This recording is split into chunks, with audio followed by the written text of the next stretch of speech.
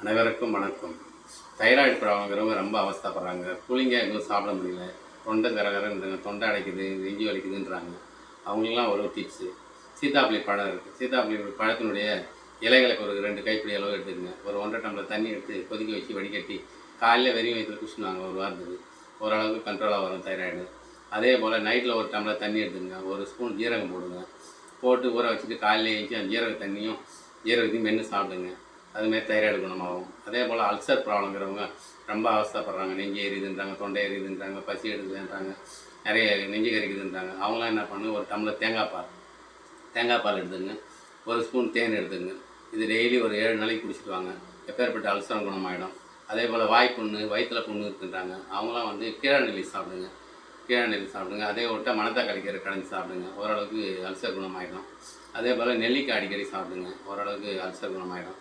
அதே போல் குழந்தைங்க வந்து வாட்டர் பாட்டிலில் தண்ணி எடுத்து போகிறாங்க. அவங்களாம் ஒரு நெல்லிக்காய் 2 பாகமாக வெட்டி தண்ணியில் போட்டு அனுப்புங்க. குழந்தை குடிக்கிறதுக்கும் நல்லாயிருக்கும், எனர்ஜிக்கும் நல்லாயிருக்கும்.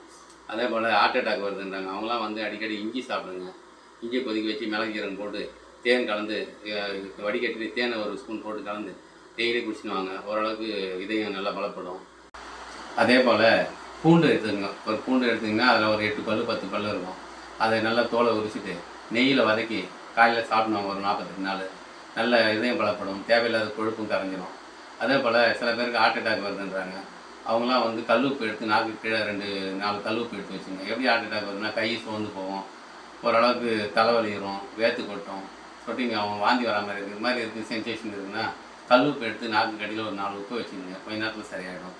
அதே போல் இதயத்தில் ஓட்டை இருந்தால் ஒரு டிப்ஸ் சொல்கிறேன். ஒரு 2 எலுமிச்சம்பழம் எடுத்துங்க.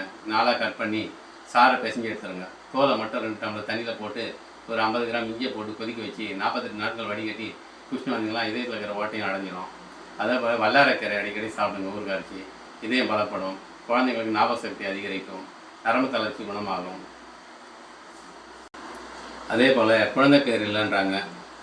குழந்தை பேர் இல்லாதவங்களுக்கு செவ்வாழை பழத்தை எடுத்துங்க. நைட்டில் துண்டாக கட் பண்ணி ரவுண்டாக கட் பண்ணிவிட்டு தேனில் ஊற வச்சு ஹஸ்பண்ட் ஒய்ஃப் 2 பேரும் கணவன் மனைவி 2 48 நாட்கள் வந்து காலையில் சாப்பிடுவாங்க. வெறும் வயிற்றில் குழந்தை பேர் உண்டாகும். அதே போல் வாழைப்பூ சாப்பிட்டு வந்தீங்கன்னா அடிக்கடி கர்ப்பப்பை க்ளீன் ஆகி கருத்தரிக்க வாய்ப்பு இருக்கிறது. நன்றி, வணக்கம்.